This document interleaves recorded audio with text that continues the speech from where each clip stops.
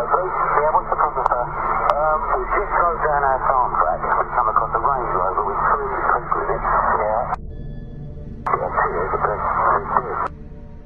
It appears that they've been shot. Is there any signs of life or what? Yeah. I've tapped on the window. Right.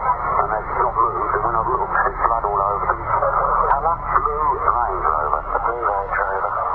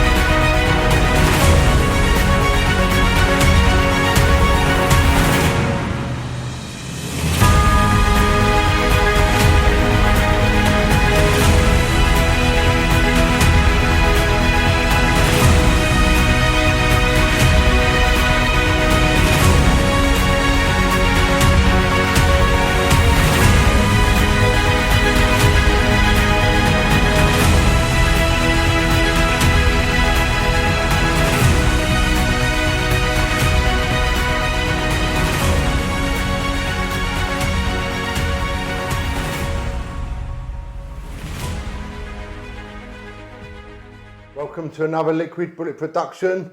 I'm pleased to announce today we are back with Mr. Albert Patrick to do with the Vettenden case again. Thank you, Albert. Pleasure, Lee. So, Albert, can we just have a quick recap on how the case has been going with yourself? Yeah, certainly. You remember that Williams and Steele were convicted way back in '98 of the murders of Tucker, Tate and Rolfe on the 6th of December '95. They've always pleaded their innocence.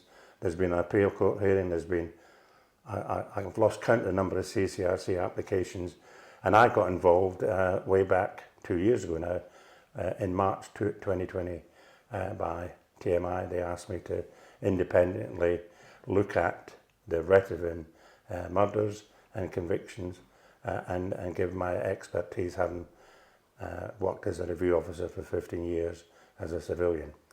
Well, I've read and I've done a lot of hard work, pro bono, stuck in my little incident room here in Kent, and we're close to presenting a draft report that the ESSEX Chief Constable told us to do because he wouldn't listen to us, and we're close to handing that to the defence team and hopefully move it forward to the next stage, which would hopefully be a referral to the Court of Appeal. But we're a long way down the road on that because we know that the most recent application by the defence team took place 3 years ago and there's still no result on that. So frustrating, annoying, disappointing, but I said way back when you first spoke to me, I ain't giving up. So there seems to be quite a lot of time consuming there for these processes. Yes, that's the way it is in this country, sadly it is. The only route is through the CCRC, but they don't investigate. They make recommendations, and then you'll then have another year, 2 years of hopefully somebody reviewing it, and then I do believe it needs a reinvestigation, or the CPS accept that, or the Court of Appeal decide that it's an unsafe conviction and quash it. So during all this time, Mick Steele is still a Category A prisoner behind bars, basically. Yes, he is. There's no news yet about his release as a Category A prisoner, locked away in Wakefield, and if you've watched the media recently, they've highlighted it as the Monster Mansion, and he's still waiting for a hearing when all key witnesses are available. Can I just say now that I wish to apologise to Mick, his family and friends, because in one of my last interviews I stated that he was obnoxious. He's not. I used the wrong word. He's stubborn, and understandably so, having been locked away for 26 years and he's 79 and everything seems to be going nowhere for him. Yeah. I would just like to add that he's clearly frustrated because Jack Wooms, his co-defendant, has recently, a year ago, has been released. He was the alleged shooter, the gunman, the guy who pulled the trigger. He has been, as I said, given parole, and he's now at home with his family, which is great news for Jack. But we've got Mick, who's a political Category A prisoner, yes, who seems to be stuck in the system, and that cannot be right. And we can talk about it all day long. All I want to do is wish him well in his application. It should have been in January, and here we are in April, still not been heard. So for me personally, it's frustrating, and for Michael and his family, it must be unbelievably frustrating. So I'll leave it there. I could say a lot more, but that's enough on that one. Yeah. So since you've been working on the case, Albert, is there anything that's you've uncovered, or anything new that you've uncovered since we last spoke? We've discovered an awful lot, but this magic word, new evidence. And that's the frustration I have got. And the reason for talking with you yet again today is making the appeal for witnesses who may not have understood that they actually hold a key part to uncovering the truth of the 6th of December. So we've spoken to key witnesses, and I'll explain them in a second, and we have moved it forward considerably. I've found the Range Rover, we've looked at it, we've sat in it, we've had a firearms expert fire dummy shots and found out where the cartridges went. I noticed that the exhaust pipe on the back of the Range Rover wasn't at 6 o'clock, it was at 8 o'clock. And what I thought was a carbon deposit at the rear of the Range Rover, guess what? It's more than likely a black plastic bag. Oh, wow. And then I won't go any further on that one, but that is intriguing for me personally, because I'm about, as an SIO, what has happened at this crime scene. So just that one, that's a starter for 10. So it doesn't help me prove that a second vehicle was down the lane, but there are other things I've noticed on the photographs. There's tire marks where a vehicle could have turned round, not the farmers, because I've spoken to him. And there's a clump of ice, a dirty brown ice, where a second vehicle would have been. And I do sense there was a second vehicle down there. There's enough witnesses saying they've seen vehicles. Yeah. But which second vehicle and who was in it is something we haven't uncovered. Going back the other way to Jasper's account, I can talk about that all day. Is it new evidence is a big question. What we have uncovered is that when you look at everything he's saying, it actually fits. It's there. There's a good motive. The right people are involved. Jasper, we would like to speak to, but we haven't got there yet. I've spoken to 2 officers who dealt with him historically in his criminal career, and they convince me, they support the fact that, okay, he's a villain, but on this occasion, you could well be telling the truth. Yeah. But it's also about what Essex Police did not do in relation to Jasper's account. And it's not acceptable. It's just totally unfair, unprofessional, and again, I would like to talk to the officers who interviewed him, but they're not willing. Frustrating. You know, if they've interviewed a prisoner and he says that X, Y, and seems Z. strange to me, why they wouldn't sort of want to cooperate with you, and sort of, if the case has been questioned, why they wouldn't want to sort of put their part forward. I've already said to you, Lee, if ever I had put somebody away and somebody came forward a year, 2 years, 10 years later say, Albert, you got it wrong, I would be the first to come and talk to them and say, okay, tell me where we got it wrong. Simple as that. And you're asking what else have we done? Re-interviewed key witnesses. I've spoken now personally to Peter Theobald and his wife Frances. Lovely half an hour, no more than that, an hour and a half in their lounge on the farm. And I won't go too much into what he said, but one thing that he said to me as I was walking out the door, while I was in my farm, not in house, I was in my steading with my son at 7 o'clock, and I never heard a fuselage of gunshots. Now, I've been down that lane on a Wednesday at the same time, 7 o'clock, and all I could hear from the crime scene was pop-up, pop-up, pop-up, pop-up, which was a clay pigeon shooting. Yeah.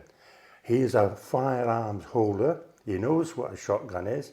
And he also said to me, Nichols' account about a shotgun falling apart just doesn't happen. You know, that just didn't stack up. So I need to go back to him and take a statement because I was doing other things at the time. So he was good. I need to talk to his son and his dear wife. She added a little bit to what she wasn't asked because they made a statement in December.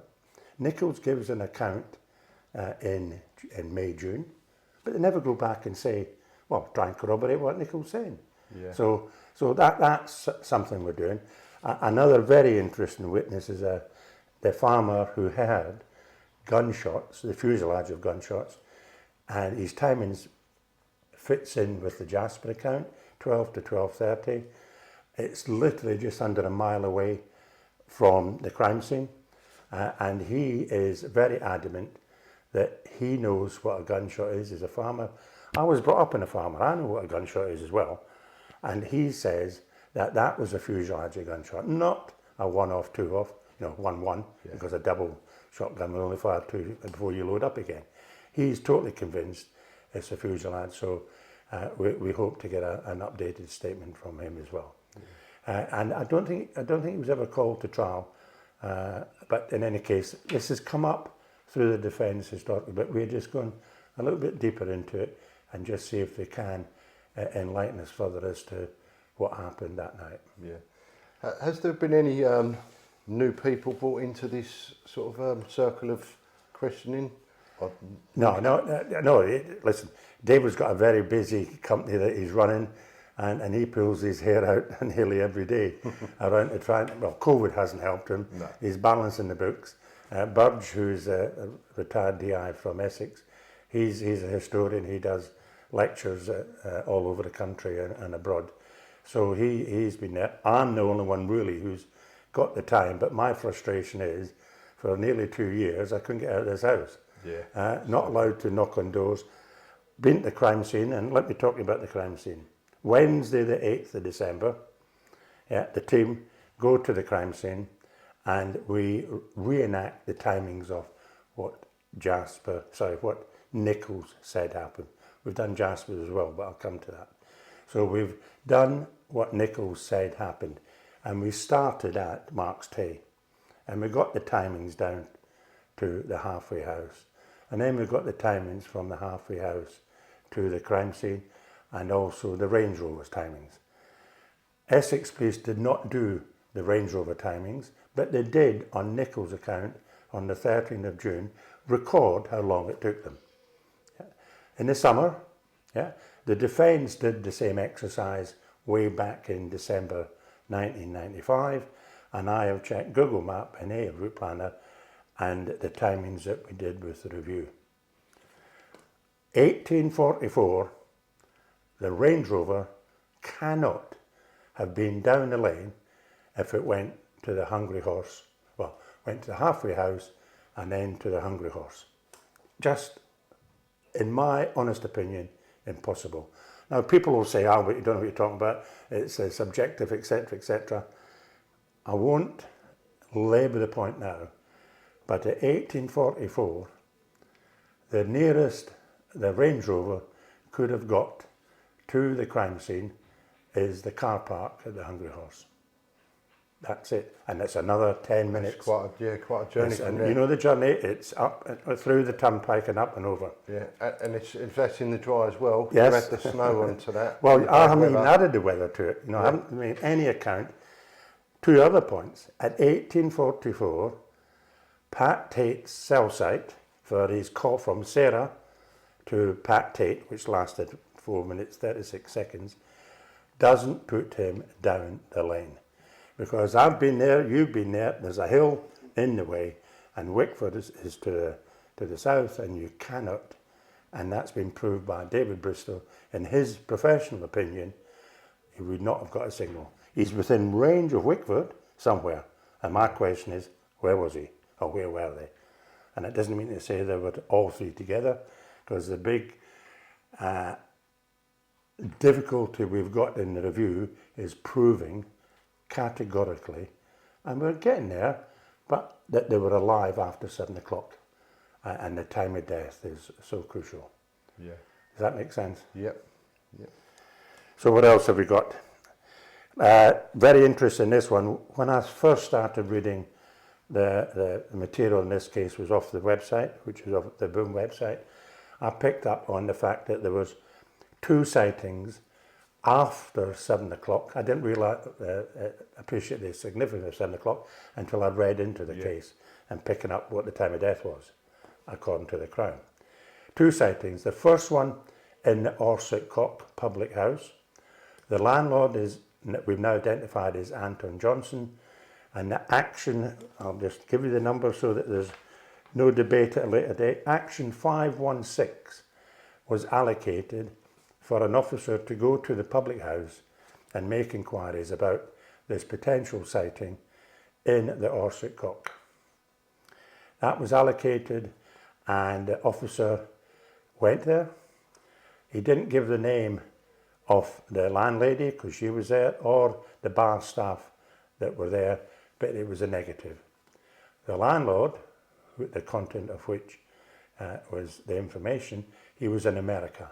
He never went back and spoke to him. Yeah. And that information came from the Deputy SIO, D.I. Florence, and it was on book page 57 in his notebook. So me, 26 years later, well, I want to look at that notebook. Yeah.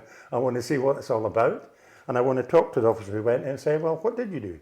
And why didn't you go back? Why didn't you follow it up? Why didn't you follow it up? Yeah. It gets worse. Okay. Come on, here we go.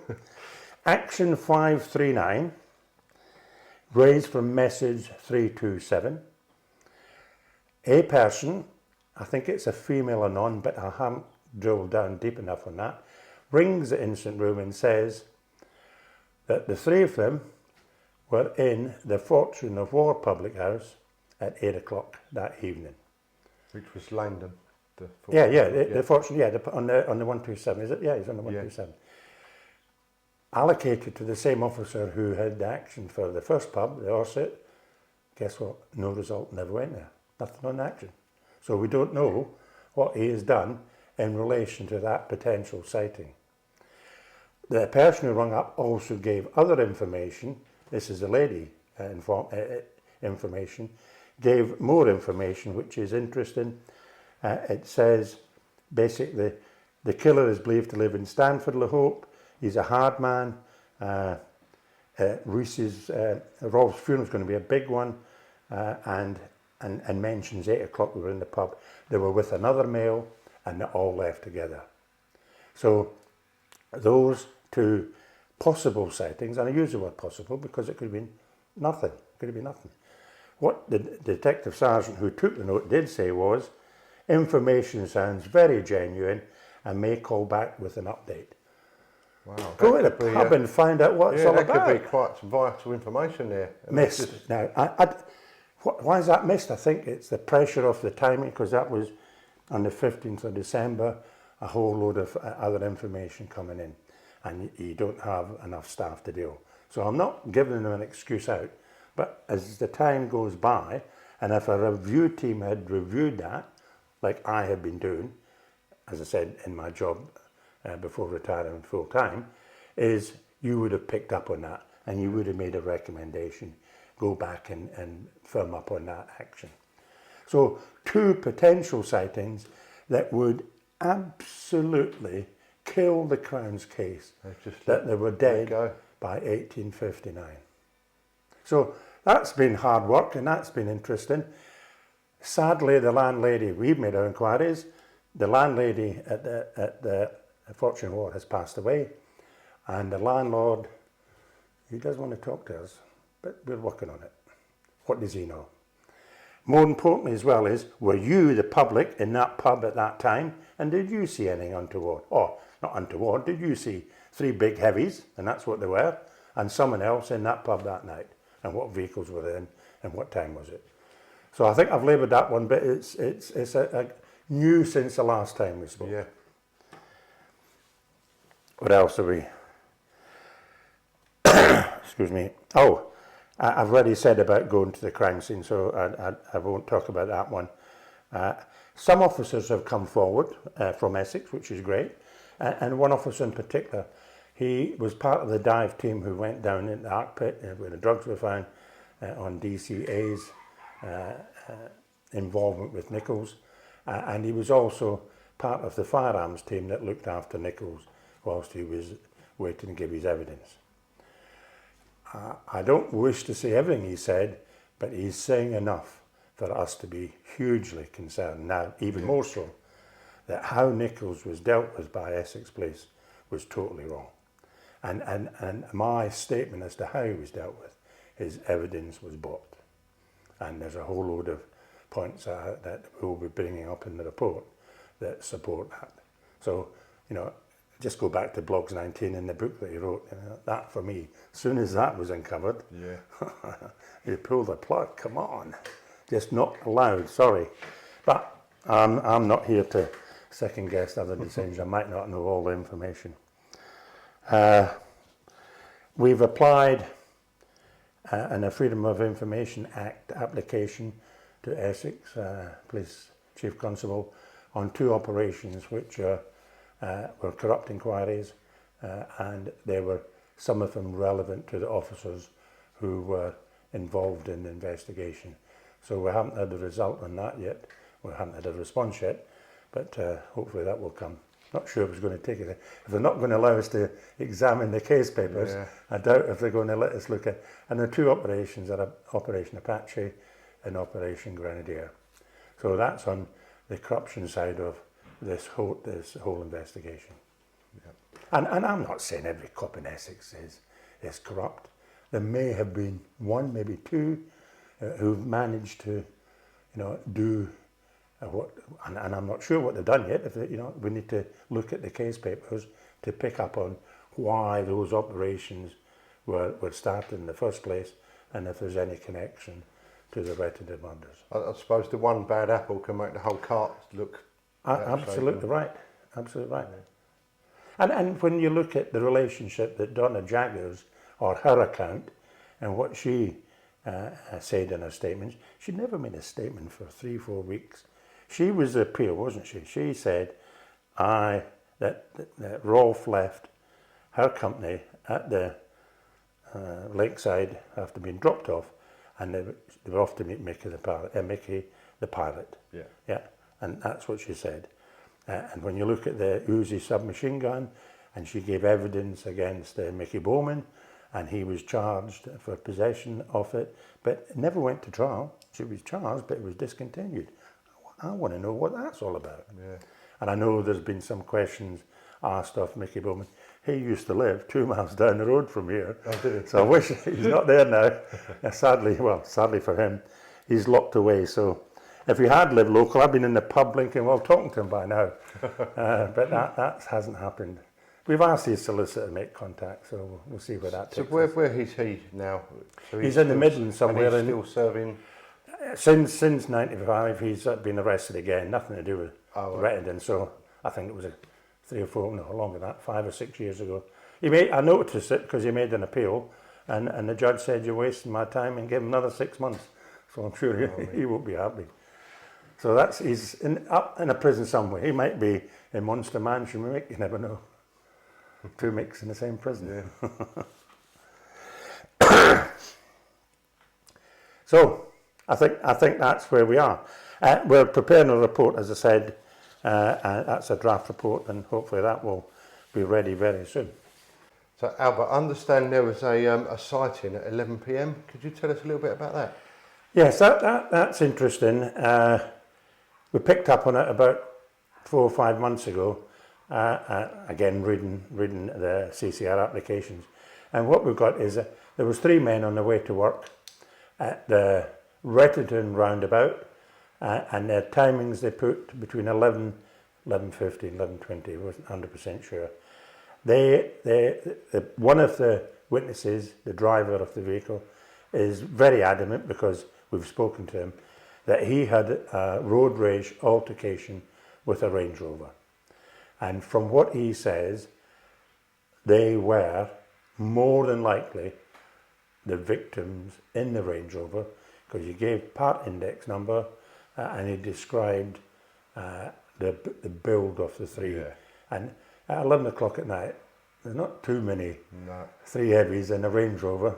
And to driving want to around. engage in road Yeah, rage and I wrote, as well. so that they've had this, I know it only happened probably seconds or less than that, less than a minute, but it took place.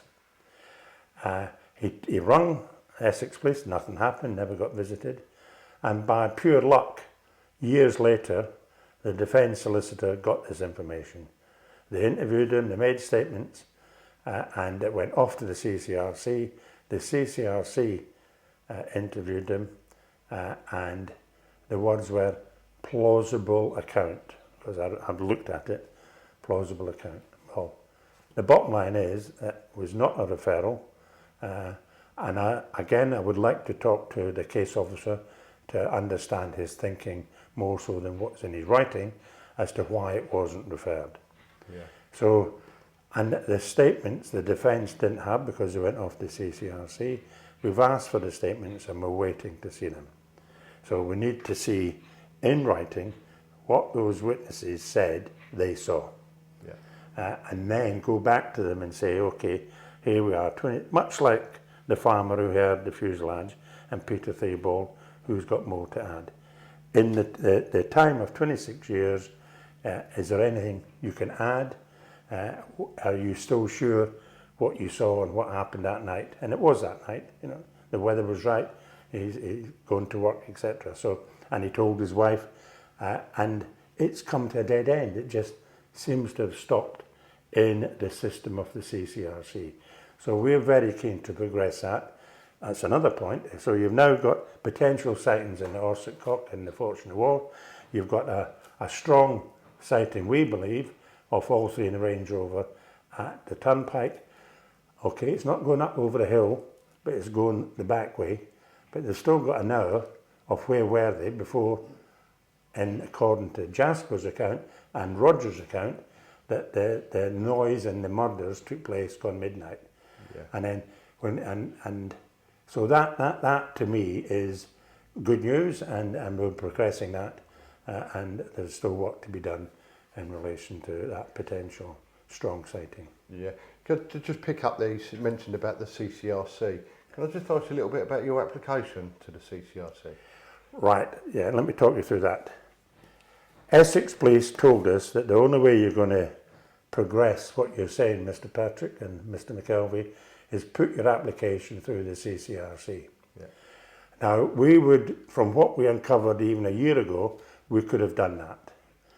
But the problem with doing that, if we'd done it, then the 2018 application that the defence put in about the lack of disclosure and Operation Trinity, I won't bore you with it now, but it was somebody was talking about going to take out the people responsible for supplying the drugs to Leah Betts and the connections there, and that wasn't disclosed.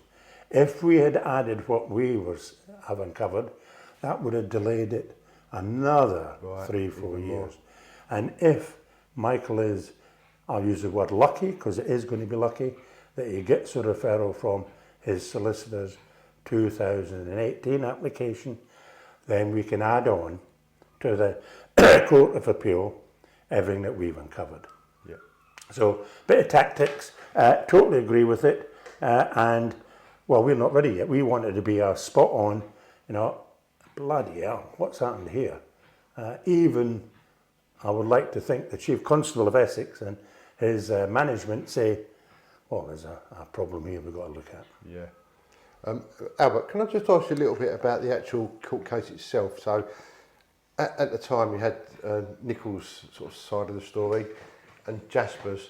Was the Jasper side actually brought to the jury for them to listen to, or was it just Nichols' account that was put into them. Right, let me give you how I see it, and I think I'm right. Nichols in the witness box for 7 days, gets a real hard time, admits lying, and when you look at what supported him, at that time the mobile phone tended to support him, and you've got all the, I will use the word, strong evidence or better evidence around the drugs importation. Now I know they were caught bank of rights, and that account, that charge wasn't before the jury, but it was talked about obviously because it referred to what Nichols was caught with. He was caught with 10. So that is what went before the court in relation to Nichols' account. And I think if you had a year and a half locked away to think about what you're going to say, then and you're good at lying, you just might get away with it. So that's what basically convicted him. You had Sarah Saunders saying she told Mick that it was going to be a threat, but she said never believed it. And Mick saying that, well, I wasn't being threatened by Tate, so it wasn't a problem to him. That's a quick summary. And the last one was Mickey the pilot from Donna Jagger. So that was it. Seriously, that so was the it. actual Jasper theory didn't actually let me come finish. over to the let me jury. finish. So that's the Nichols account. Yeah. Then the defence surprise witness was a man called William Jasper, and he gets in the witness box and he gives his evidence. The difficulty that the defence had with his evidence was the judge ruled that some of it was hearsay, so he couldn't give his whole account. Although I wasn't there, I'm totally convinced he was given a caution, which is self-incriminating caution, which says, watch what you're saying, because if you say it and you're in the witness box, you could be charged with what you're saying. Words to that effect, simplistic understanding. I'm not totally sure that's what happened, but I sense that's what happened. Mm-hmm. But when you look at what he said, he wasn't allowed to say the name Patsy Clark because he was alive. He wasn't allowed to say the name of the people running the gym in Canning Town because they were alive. He was allowed to name Jesse Gale because he was dead, right, as his involvement. He wasn't allowed to give the full name of Mr. D because he was still alive, and he gave his own name. Yeah. Now, I've read his account, his 12 pages admission, and he said he went there to be the driver for a drugs deal and realised afterwards that it clearly was a murder because of certain things. So when you look at Jasper's account, David keeps saying, uses the word compelling. We are satisfied that it is compelling, but it's compelling in relation to what he said. We know that Patsy Clark was alive, at the time, and he did exist. We've shown that there was an armed robbery that my staff dealt with, and I was the boss of the flying squad at the time. And we look at the Canning Town connection, we look at Gale, and then when you drill down into the investigation that ESSEX had, Redwin did exist because he was part of the gang, and we know that Tucker was interviewed because I've personally spoken to my staff who dealt with it. So when you look at what we've uncovered, everything that Jasper has said, and we've run the route, we've done the route that he says, okay, he's missing in some things, and we would like to ask him obviously a lot more questions, but from that perspective, and the officer who interviewed him, R33H, is a summary of what Jasper said that went into the Holmes account, and nothing ever happened. The interviews, nothing. When I say nothing happened, no actions, no supporting facts to be done. It was an account that ESSEX had 4 weeks after the murders. Come on, I'm sorry, but there is something drastically wrong with what we've uncovered, and Jasper's account was given. Here's a trick, I'll use the word trick, I wasn't there.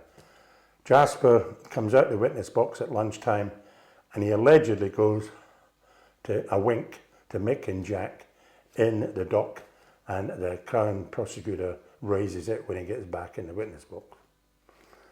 Mickey Steele and Jack Wilms haven't got a clue who Billy Jasper is. Wilms might have done as a youngster, not realise it, because he's from London, from the Canning Town area. So a little trick, a ploy that was seen by the jury. Was brought to the attention of the jury because they asked Jasper that. So when you look at Jasper's account, have we corroborated anything that he has said? What I'm saying is that the farmer, Stephen Rogers' account, corroborates it. The professionalism, the assassination of the victims supports who he says did it. The motive is a damn sight stronger than what has come from the Crown's case, i.e. a bad cannabis deal and never got all the money back. Yeah. So, we don't have time to talk about this in detail. So here we are, two accounts, but the jury didn't believe it. What the jury did believe is that the shotgun that was found in Michael Steele's attic at his new bungalow, was planted.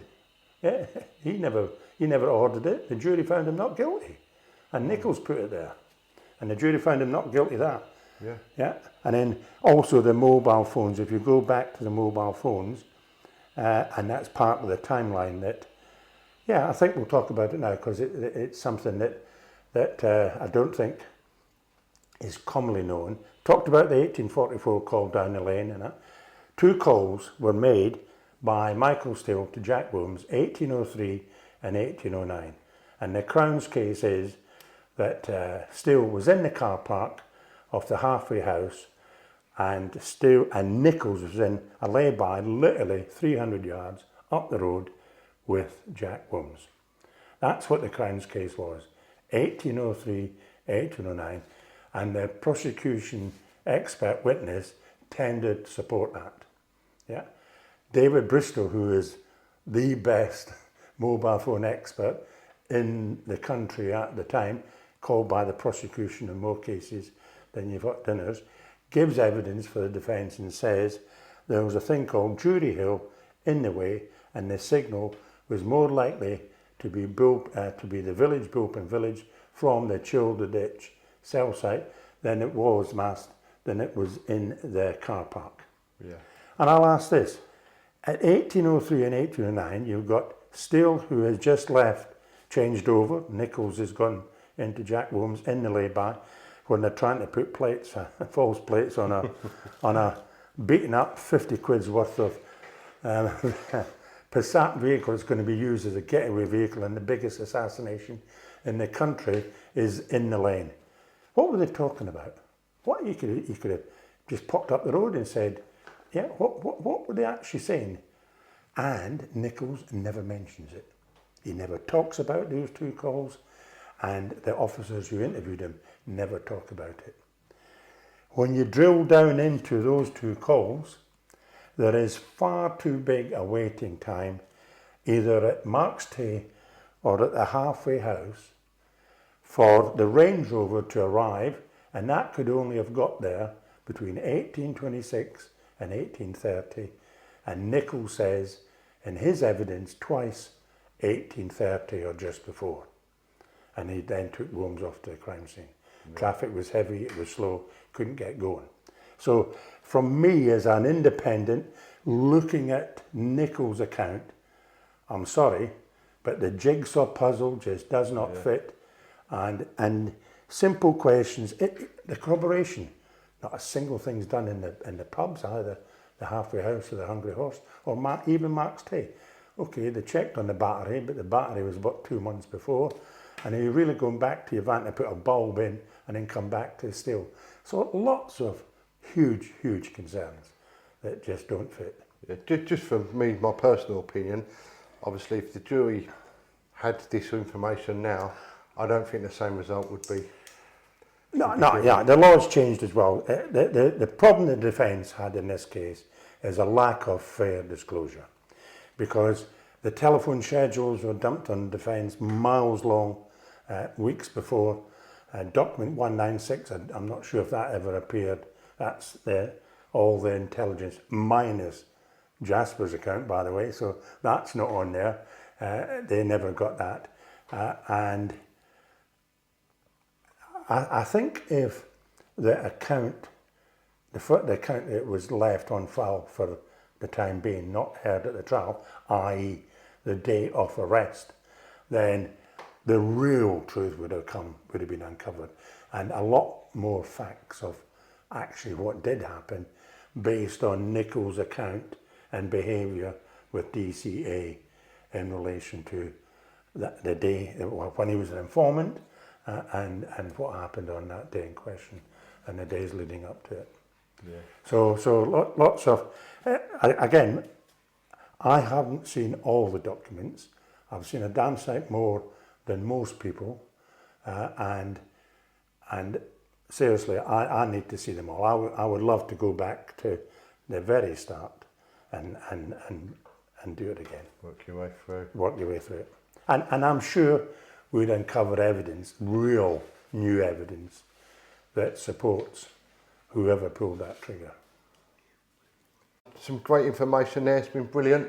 What can you tell us as your last message to end this part up before the Lee, question thank you. and answer? My message is quite simple, is that I'm doing this because I want to uncover the truth of the 6th of December. I'm totally convinced that Michael and Jack are innocent and that a serious miscarriage of justice has taken place. But I need you, the public's help. I need you, the retired current police officers in Essex, to come forward and talk to me. You might not realise how small the information you may hold that would help this case. And lastly, I'm sure that hopefully Ivan Dibley, the SIO, will talk to me, because man to man, SIO to SIO, I just want to share with you, Ivan, what we have uncovered. The same applies to Brian Story. He was actually hands-on and dealt with Nichols. Slightly more involved was Ralph Barrington, and lastly DCS Reid, the man who dealt with Operation Obtain. So those 4 senior police officers that I just want to talk to, ring TMI, book an appointment. I will go anywhere in the country to come and talk to you and show you what we have uncovered. Simple as that. And this is what we've got coming up in part 2.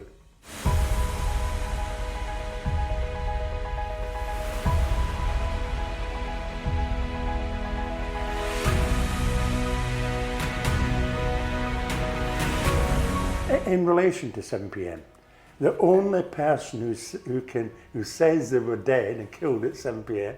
is Darren Nichols. You've got Tate's phone, which received a call from Sarah Saunders at 1844. And Nichols says that according to Steele's account, when he talked to him after the murders, they were just turning into the top of the lane. That's what the jury heard, that's what the judge said, and that's what Nichols says happened. In relation to disclosure, nothing else is disclosed after 1844. It just doesn't stack up for me. There's just no reality around that having taken place. A very much a grey area that I've identified and David and Birds have identified that there's something not right. It's that magic word, evidence. Yeah, strong, hard evidence. There are, for me, lines of inquiry, sightings that were not dealt with properly. Well, the Crown's case is that Tate was the main target because of the bad cannabis deal. I would suggest that from what we've uncovered and what Jasper says, that Tucker was the main target. And when you look at Rolf, he was described as a gopher, definitely involved in the Whittaker murder. I honestly believe, because of their behaviours, all 3 were subject of concern by lots of people in the criminal world to say that they were getting out of order. Thank you, Albert. Thanks for coming. Job done.